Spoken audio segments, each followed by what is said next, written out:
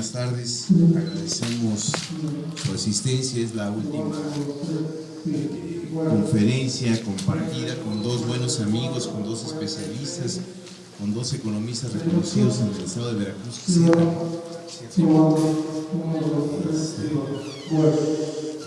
En primera instancia, me acompaña mi amigo el doctor Hilario Barcelata Chávez. Él es economista, él es egresado de la maestría en desarrollo regional, doctor en finanzas públicas y hoy es coordinador de ese doctorado del cual es egresado. Eso es muy interesante para los ajustes que también se tienen que hacer cuando uno es estudiante.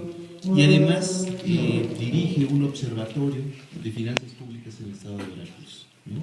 En primera instancia. Segundo está, pues, mi querido amigo Rafael Arias Hernández, economista también, con una larga trayectoria en el servicio público del estado de Veracruz, economista, un crítico sistemático de cómo está la situación económica, una crisis al desarrollo que se tiene en Veracruz. Y quizá lo más importante, me parece, cuando invité a Rafael, me dijo que sea un espacio de diálogo, que sea para civilizar la política en Veracruz y al final lo planteamos, lo diseñamos como un foro ciudadano. Aquí ya pasaron con sus propias filiaciones, ¿no? Priistas, perredistas, panistas, del Movimiento Ciudadano, y ahora ustedes, como investigadores también del propio instituto, en el cual Rafael es investigador desde hace muchos años. Le voy a ceder la palabra primero al doctor Barcelata para que él haga una serie de análisis sobre la deuda y después cerrará mi querido amigo Rafael y iniciaremos la polémica. Muy buenas tardes, gracias Eduardo por la invitación, la oportunidad de poder compartir algunas ideas, algunas reflexiones y sobre todo algunos datos que nos permitan dimensionar la situación que guardan las finanzas públicas en Veracruz, específicamente con lo que tiene que ver con la deuda pública. Quiero señalar algunos aspectos. En primer lugar, los montos de la deuda. En esa gráfica que están ustedes viendo pueden observarse cómo ha ido comportándose los montos de la deuda, sin incluir la deuda municipal ni los pasivos de los organismos públicos descentralizados. Vemos un salto de 8,000 millones de pesos en 2006 a 43,000 millones de pesos en la actualidad. En el último informe de gasto en peso público que presentó el gobierno del estado. Si vemos la segunda, podemos, si puedes, sí, gracias. Nada más para ubicar hasta 2012 a cuánto nos corresponde esa deuda, es decir, si dividimos el monto total de la deuda entre el número de habitantes del estado, vemos que en 2004 por persona se debían 499 pesos. Al cierre de 2012 se deben 6,200 pesos. Entonces, bueno, ha sido un salto muy importante, y si consideramos este valor por persona, pues quiere decir que ahora estamos mucho más endeudados individualmente que lo que estábamos hace 9 años. Hay que considerar dentro de los elementos de deuda diversos conceptos que de manera oficial no se han venido manejando. De hecho, en un principio, allá por 2006, que empezó la deuda por la bursatilización, o sea, contratación de deuda en la bolsa de valores, no se reconocía como deuda. El gobierno del estado no reconocía esto como deuda, entonces prácticamente decía, pues no tenemos deuda. A lo largo del tiempo se ha venido reconociendo. En la actualidad, bueno, a partir de 2012 ya se reconoce y se integra a la deuda total, pero hay dos elementos que no se consideran dentro de la deuda, aunque están en las cuentas públicas, pero no se suman a la deuda total, que es la deuda, el que se le llama pasivos circulantes, es decir, las cuentas por pagar, la deuda generada por obras que se hicieron y que las empresas hicieron y que el Estado les quedó a deber. Y la otra son los pasivos de los organismos públicos descentralizados, como el caso del Instituto de Pensiones del Estado. Si sumamos esa deuda, entonces vamos a tener montos bastante diferentes. Si podemos pasar a la que sigue, para resumir el cuadro ese que tenemos ahí, vemos, bueno, esa es la deuda de las OPDs. El pasivo es de 18,000 millones de pesos, de los cuales, si vemos la que sigue, el IPE se lleva más de la mitad. El IPE está endeudado por 10,482 millones de pesos, los servicios de salud por 4,000. Entre esos dos prácticamente se resume la deuda de los organismos públicos descentralizados.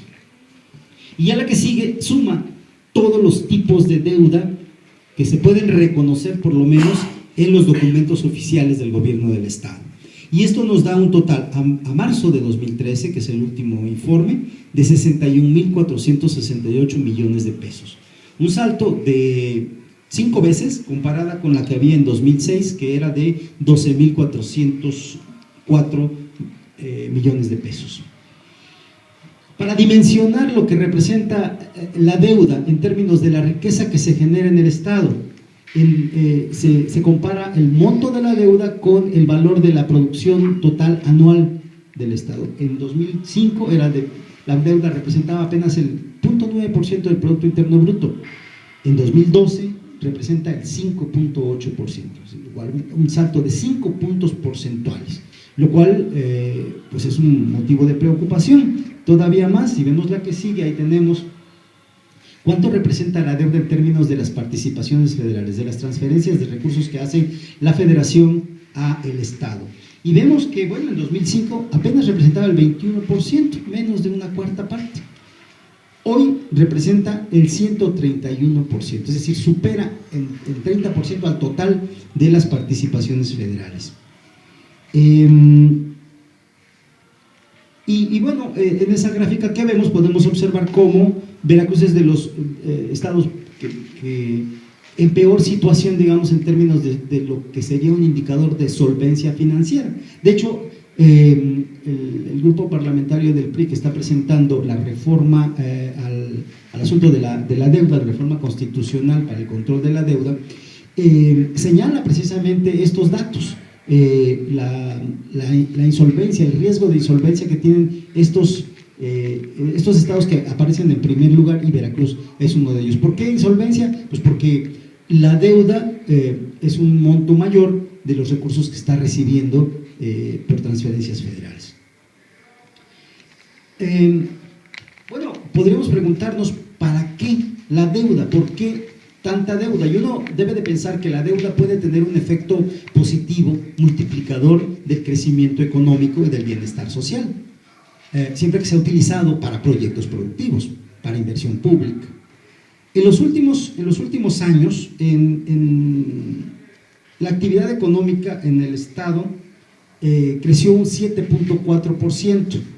De 2006 a 2012, perdón, ahí tengo mal el dato, no es 2011-12, sino 2006-2011. ¿Qué es el 2012? ¿Qué es el periodo de incremento de la deuda? Empezamos a tomar ahí porque a partir de 2006 se liquida prácticamente la deuda que tenía el gobierno anterior y empieza una nueva cuenta, digamos, en la era de la bursatilización. Veracruz solo creció 7,4% y vean la diferencia que hay comparado con el crecimiento que tuvieron otros estados como Puebla, Querétaro, Colima, San Luis, Sonora, que es verdaderamente fuerte y que no son estados que hayan tenido un proceso de endeudamiento tan grande. Bien, quiero pasar a otro aspecto que tiene que ver con la percepción que en lo personal tengo respecto a la contratación de deuda. Desde mi punto de vista, hay un acto de ilegalidad en la contratación de deuda, sobre todo en los últimos 2 años. La deuda que se contrata de 2011 y 2012 es deuda que se contrata para pagar deuda, y así está establecido en el decreto en que se autoriza esa contratación, e incluso el decreto mismo dice para cuáles montos de deuda va a servir ese pago. Es importante que consideremos las declaraciones que se dieron el propio gobierno del Estado, en el sentido de que esa deuda que se contrataba sería para pagar los pasivos circulantes, es decir, pagarle a los empresarios, a las empresas a las que se les había quedado a deber. En ese sentido, se nos está transfiriendo una deuda de caja, un problema aparentemente de liquidez que tenía el gobierno, en un problema de deuda pública, ¿no? Pero se puede hacer porque se está pasando por encima de lo establecido en la Constitución Federal. Ahí he puesto el texto para visualizar de mejor manera. La Constitución Federal señala que los estados y municipios solo podrán contratar deuda a inversión, para aplicarla a inversiones públicas productivas. Así hay un principio de exclusividad en el uso de los recursos, para nada más dice. Observamos que en la Constitución de Veracruz no se respeta esa disposición, porque la Constitución dice: se podrá recurrir al endeudamiento directo para inversiones públicas productivas y para cubrir un déficit imprevisto de la hacienda pública. Y ahí hay una controversia constitucional. No se puede alegar que no está claro qué es inversión pública productiva. Por ahí hay una jurisprudencia en ese sentido que está precisamente discutiendo esa parte. Y yo digo que no la hay porque en el Código Financiero del Estado de Veracruz se señala que los recursos derivados de operaciones de financiamiento podrán destinarse a cubrir un déficit en la hacienda del Estado generado por situaciones de la economía nacional o estatal o suscitadas por algún acontecimiento futuro e incierto que altere la planeación financiera del Estado.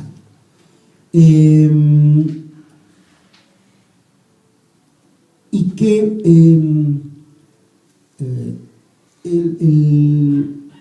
el asunto de las inversiones públicas productivas, el 316 del Código Financiero dice que inversiones públicas productivas son ejecución de obras, contratación de servicios, adquisición de bienes, rehabilitación de bienes, etcétera, ¿no? Todo lo que respecta a operación de activos. En ningún momento una inversión pública productiva puede ser el pago de deuda, y ahí está en la ley.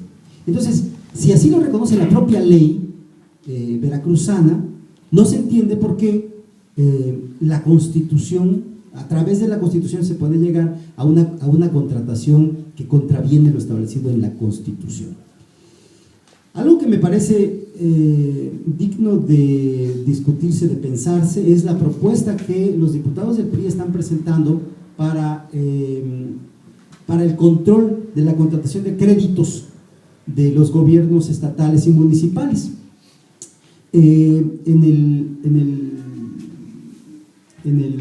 la iniciativa, justamente lo que se está proponiendo es que se cambie en la Constitución Federal el que solo se pueda contratar deuda para inversiones productivas y se incluya otros conceptos que permitirían la contratación de deuda para pagar deuda. Esa iniciativa, que aparentemente serviría para el mayor control de la deuda, lo que va a hacer es abrir la posibilidad de que cualquier gobierno del Estado, aun si su Constitución se lo prohíbe, pues ahora lo pueda hacer sin ningún problema. Es una reforma que se refiere a lo señalado en el artículo 117, que en su inciso D se añadiría, en donde se faculta a los estados y municipios a realizar operaciones de refinanciamiento y reestructura, siempre y cuando las realicen bajo condiciones de mercado. Es decir, lo que ya está haciendo el gobierno del Estado, pero ilegalmente. Ahora, si se da esta reforma a la Constitución Federal, pues se va a legalizar y ya vemos qué pasa cuando se contrata deuda para aspectos que no son de orden productivo. Es importante, porque el hecho de que se restrinja, de que hay un principio de exclusividad, significa que los recursos van a servir para obra productiva, es decir, para generar crecimiento económico. Pero si el recurso se puede utilizar para cualquier otra cosa, como para pagar deuda, el impacto multiplicador de la deuda que se convierte en gasto público, pues simplemente no se va a ver reflejado en el bienestar y el crecimiento económico del Estado. Aquí dejaría mi participación. Muchas gracias.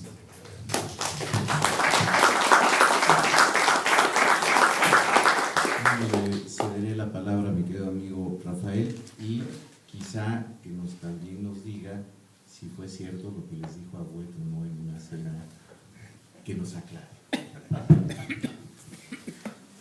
Bueno, por fortuna no fue la última cena. No hubo ni apóstoles, ni espero que no haya crucificado. Yo quiero, en primer término,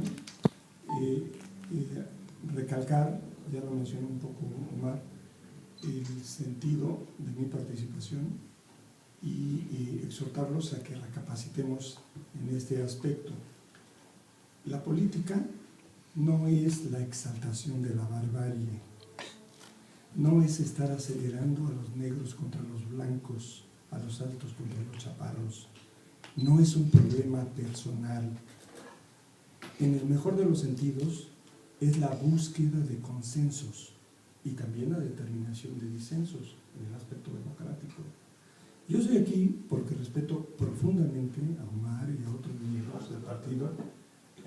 Perdón, Eduardo, yo no sé por qué Omar de la Torre. Ya sé, es pariente suyo. Bueno, Eduardo, y perdón, porque la invitación es precisamente lo que tenemos que hacer, encontrar esas coincidencias y trabajar en la solución de esos problemas que aquejan a la población. Y marco los límites, es decir, hasta cuántos pobres vamos a llegar, hasta cuántos hambrientos vamos a tener que atender, hasta cuántos sedientos vamos a tener que auxiliar con urgencia. No podemos dejar que los problemas crezcan. Y oigo la samba brasileña con el son de la banda mezclándose ya. No soy catastrofista como algún amigo mío quiso imponérmelo, simple y sencillamente alerto, estamos igual o peor que Brasil. ¿Sí? Hasta ahora hemos tenido los mecanismos para poder mal atender a los hambrientos, porque yo quisiera que recordáramos que con 6,000 pesos al mes no se vive, por favor. ¿Sí? Entonces, aclaro eso e insisto, Eduardo, en que ese es el sentido, el respetarnos y el de encontrar esos vínculos para hacer una verdadera política y no entretenernos en las descalificaciones, en los fuegos artificiales, en las cortinas de humo, en los distractores, para que alguien se lleve, no el pequeño botín que se lleva un hambriento cuando va al súper a robarse algo o un vestido para ponérselo y seguramente cae a la cárcel.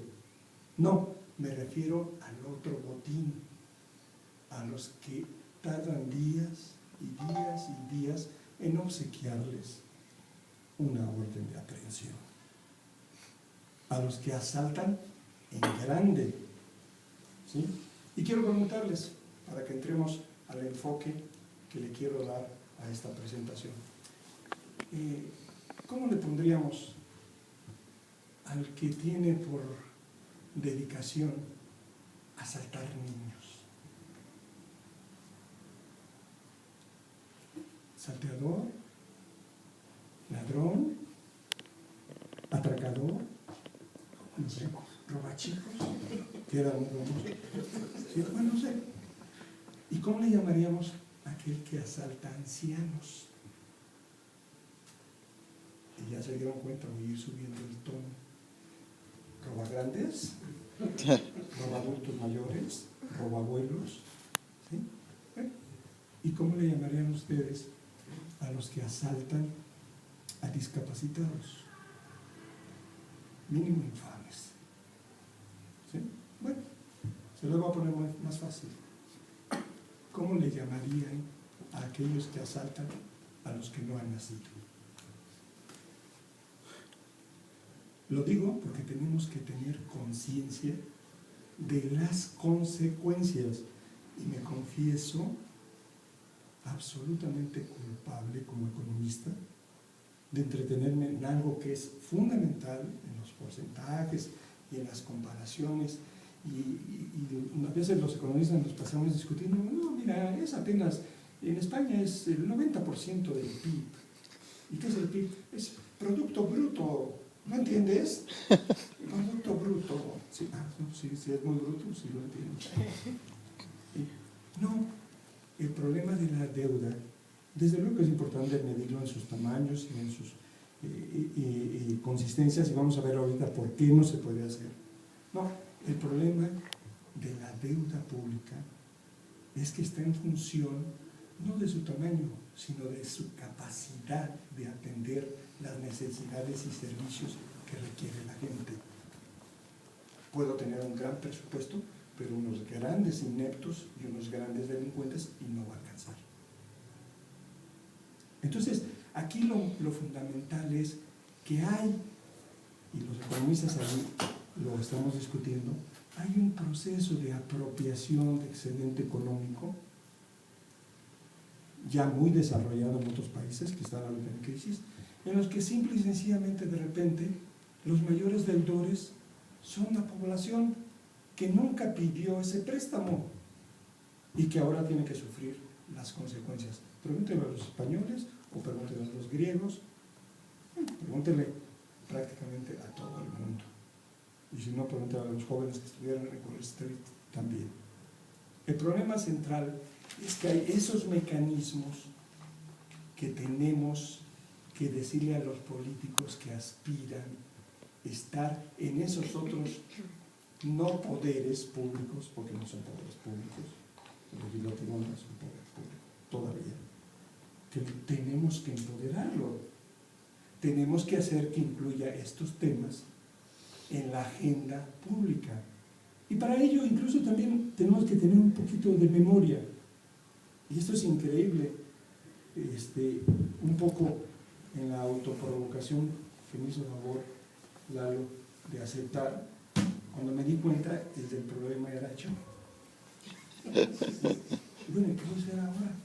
Le dije que tenía que haber un enfoque diferente. Bueno, el enfoque diferente es muy simple. ¿Cuál es nuestro problema con la educación? Son tres básicamente. Uno, leemos y no entendemos. Dos, aprendemos matemáticas y no las aplicamos. Y no voy a hacer el elogio de la maestra. No. Y lo tercero, que no escribimos ni en defensa propia. Entonces nos pasan un informe, lo leemos, ¡pum!, se nos borra. Eso sí, ahora ya estamos muy atentos a qué pex, oye güey, qué onda, ¿sí? En las mismas expresiones, ¿sí?, de comunicación. Y empecé esta pequeña investigación que obviamente vamos a complementar en el observatorio para una buena discusión. Y resulta que han oído hablar del pacto, no del pactito, que es el local, sí, del pacto. Sí. Aún en el pacto me encuentro en el punto 2.10, algo que por poco me da un ataque cardíaco. Y por favor, aprovechen de los cinturones. Obligación número 68, que tiene que cumplirse en el segundo semestre del 2013. Dije, bueno, el segundo semestre ya empezó. Bueno, está por empezar. Y debe estar en culminación e implementación en el primer semestre del año que entra, del 2014. ¿Y qué es ese compromiso? Lo digo para que no nos acusen con que estamos inventando y que jalamos porcentajes, elevamos cifras, incluimos, como dijo el pasado responsable de este asunto, que sumábamos peras y manzanas. Yo quisiera pronto saber qué fue lo que sumó y qué fue lo que restó, porque obviamente vamos a ver el excelente trabajo, obviamente con comillas, del señor Tomás Ruiz, para también personalizar algunas cosas. Les voy a decir lo que dice el pacto. Expedir la Ley Nacional de Responsabilidad Hacendaria y deuda pública para las entidades federativas y municipios para controlar el exceso de endeudamiento. Y ahí sí, para las grabaciones correspondientes, no lo dije yo, lo dijeron allá en el pacto y lo afirmó y confirmó la autoridad que representa el presidente de la República de los Estados Unidos mexicanos. Es un compromiso, ahí está. Y como parte de ese reto que los invito a no ser hijos de la maestra, no debemos ser hijos de la maestra, los invito a leer el dictamen de las comisiones de puntos constitucionales, de estudios legislativos, segunda, de estudios legislativos, primera, y con opinión de la Comisión de Hacienda y de Crédito Público, con proyecto de decreto que reforma y adiciona diversos artículos de la Constitución Política de los Estados Unidos mexicanos en materia de disciplina financiera de las entidades federativas y municipios. O sea, y ya lo dijo el diputado Beltrones, va a ser una reforma constitucional. Y entonces sí, chocolate, abuelita. No va a haber, ¿sí? No va a haber para dónde moverse.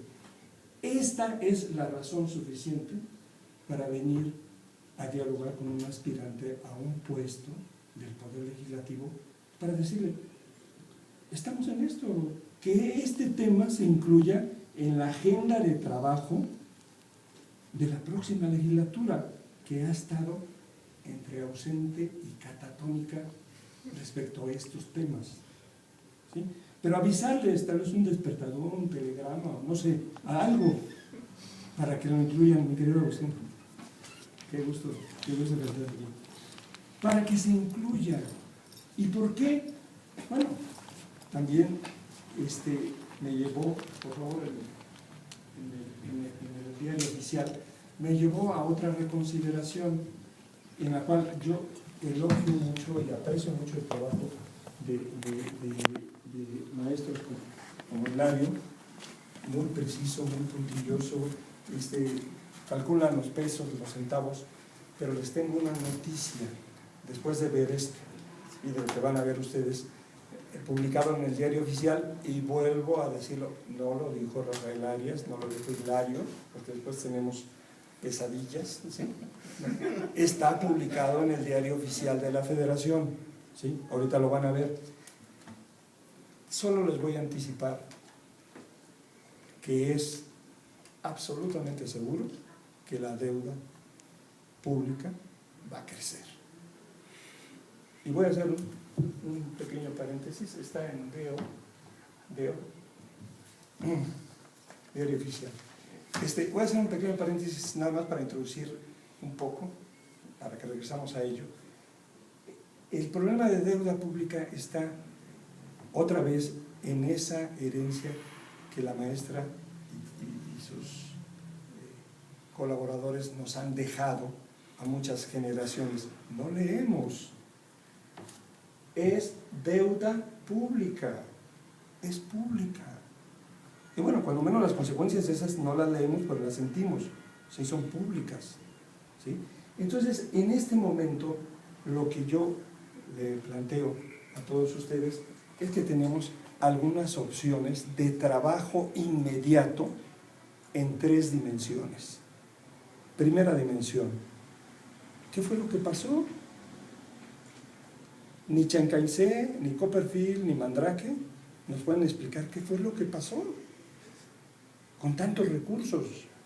Esa es la primera dimensión y ahí estamos investigando lo obvio, ¿sí? Y si no, pregunten a Tabasco, y si no, pregunten a Aguascalientes, y si no, pregunten a Tamaulipas. No usemos espejos porque entonces no vamos a tener que preguntarlo.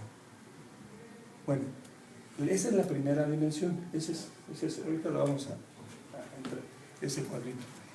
La segunda dimensión es que tenemos que hacer una valoración de ese trabajo de restauración, de atención al daño que en muchas entidades, en Veracruz se está haciendo, acaba de decir Hilario, que es, algunos le llaman reestructuración, renegociación, redeterminación, etcétera, que tenemos que aceptarlo responsablemente y decir, bueno, lo mínimo, vamos a dejar que terminen su trabajo y nos informen qué fue finalmente a lo que se llegó. Y tercero, que esto es lo más urgente. Tercero, lo que estamos obligados a hacer en los próximos meses. Y ahí voy al tema, también muy brevemente, que les está mostrando en este momento en la pantalla, y que vuelvo a repetir para que no haya problema para los que escucharán la grabación. Está publicado el jueves 16 de mayo del 2013 en el Diario Oficial de la Federación, y le da tiempos extras a todos los que manejan la deuda pública, estatal y municipal en el país. ¿Por qué tiempos extras? Porque se amplió el plazo en la primera obligación.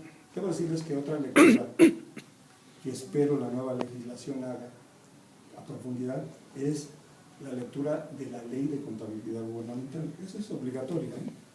Los contadores son los más creativos de los profesionistas sobre la tierra.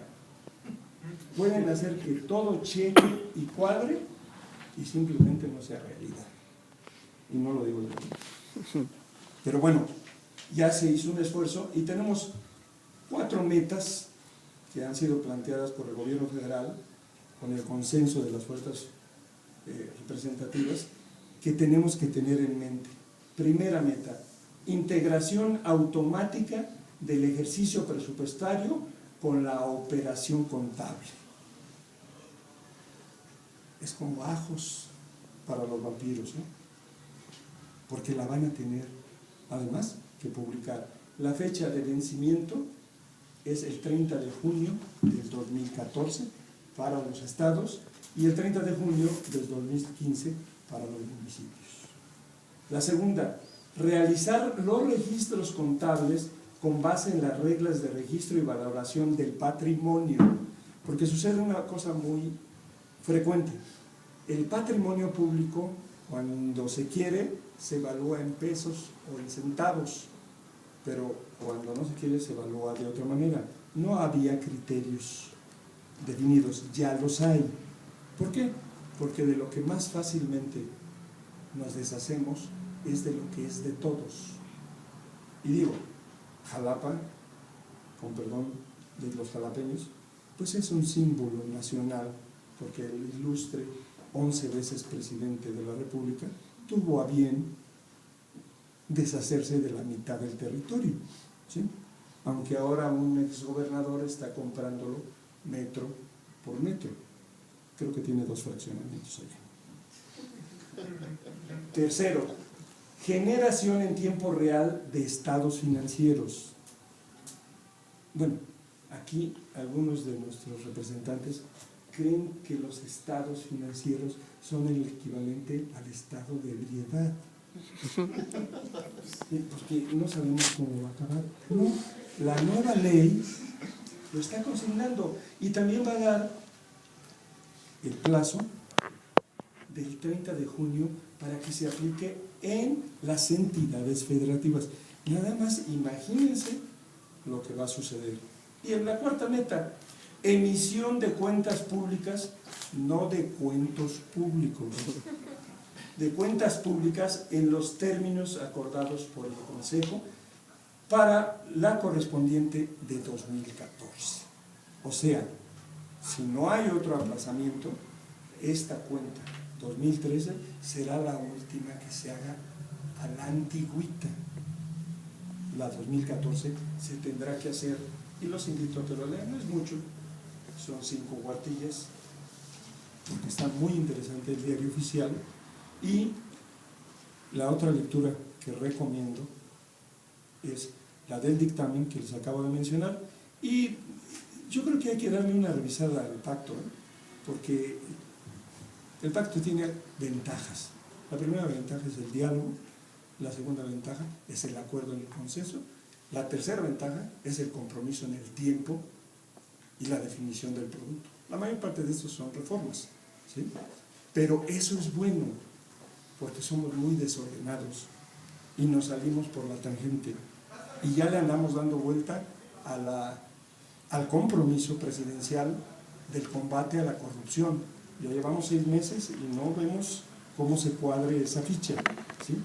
Entonces, yo creo que eso nos va a llevar finalmente a exigir, y para que no me vayan a decir que ando en la estratosfera nacional, nos va a definir una agenda de trabajo aquí en lo local, y nos va a recordar 2 cosas fundamentales y preguntas fundamentales. Primero, ¿por qué no tenemos una ley de responsabilidad hacendaria estatal? ¿Por qué, a diferencia de 8 entidades, no tenemos una ley de deuda pública? Y lo más importante, esta lectura nos puede permitir la posibilidad de trabajar esas 3 dimensiones al mismo tiempo, porque tampoco vengo a decir a ustedes que olvidemos el tamaño y el daño de la deuda, que no sabemos exactamente en cuánto pueda quedar. Pero lo que sí tenemos ahorita muy claro es que la nueva ley de contabilidad precisa, aquí en este punto patrimonial tiene que registrarse de esta manera. Los pasivos con esta duración tienen que registrarse de esta manera. Algunos llamados compromisos, no voy a decir los paripasos, en los cuales somos expertos, creo que debemos desde hace como 8 años, una cosa así, ¿no? También deben registrarse, ¿sí? De esta deuda, de acuerdo a los principios de contabilidad que se vayan a aplicar, esta deuda ocasionada porque se firmó un aval, también tiene que incluirse. ¿Qué va a suceder con los pasivos laborales? Y yo creo que debemos darnos la oportunidad de hacer un gran esfuerzo y ayudarles a los señores diputados, ayudarles a los funcionarios, ¿sí?, del Poder Ejecutivo, y sobre todo ayudarnos para que las próximas generaciones tengan la posibilidad verdadera de exigir cuentas. ¿Por qué? Y observen ustedes, algunos de los principales problemas para poder exigirle una responsabilidad a un exsecretario de Finanzas, a un exgobernador, a un exfuncionario, es que hay vacíos legales y se le puede acusar de todo o no se le puede acusar de nada. Y finalmente, en el caso de Tabasco, andan buscando si lo acusan porque tenía 300 camisas o porque usaba demasiadas corbatas. Eso no es un delito. ¿Sí? Lo que tenemos que es aprender de lo que está sucediendo. ¿Para qué? Para dar los elementos de precisión. A ver, tú tienes posibilidades de manejar un déficit hasta tal porcentaje del presupuesto. No puedes comprometer lo de las futuras generaciones, ¿sí?, en un uso abusivo de un instrumento financiero que, dicho sea de paso, obviamente que se tiene que utilizar, como todos los instrumentos de toda naturaleza, se deben utilizar constructivamente. Entonces, este esfuerzo ahora nacional, y fíjense, no crean que vine al descubierto, va por delante el pacto, ¿no? Aquí ahorita todos nos ponemos atrás del pacto, y ahí adelante del pacto va el presidente, y ahí lo vamos a ir empujando, ¿sí? Punto 68 es el punto de compromiso. Entonces, yo, y se lo confesé a Hilario, bueno, yo voy a cambiar un poquito el enfoque. Soy un apasionado de anamorfosis. Resulta que a esta edad me enamoré de una griega. ¿Y qué es anamorfosis? Anamorfosis es la diosa de la perspectiva. Simplemente hay que cambiar el ángulo. Y si esto, mis alumnos, que hay aquí unos 2 por ahí, si esto yo les digo que es una línea recta, ustedes me van a decir, pues, ¿de cuál fumó? Lo que ya es expresidente para fumar de eso.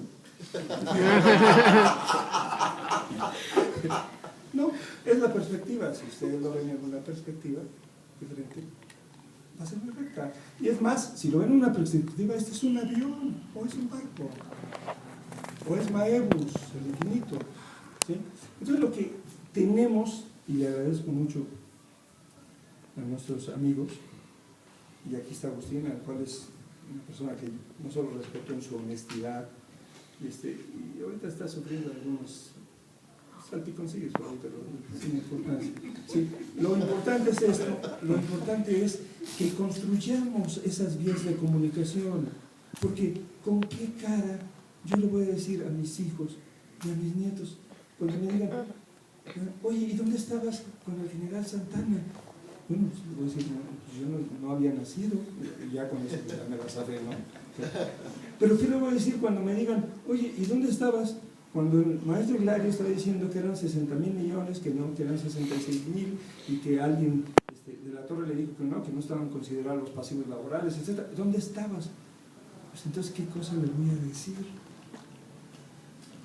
Tenemos una responsabilidad presente, porque es el único tiempo real para un futuro que sea más favorable, menos problemático. Pero si vemos las cosas en perspectiva, y ahorita se lo dije a unas niñas muy insistentes, unas reporteras muy trabajadoras, que no me dejaron escaparme. Finalmente yo les había dicho que el maestro respondía, y una de ellas me llegó y me preguntó, creo que una receta de cocina, otra cosa, y ya empecé a... Entonces, les decía, no, el problema central aquí es que tenemos que aprender a prever. La mejor solución a un problema es aquel que se prevé que no ocurra, y no lo estamos haciendo. Y le decía a ellas que no es nada esto de los pobres, los miserables y los hambrientos, no es nada, ¿eh? Y nada más para que tengan una información.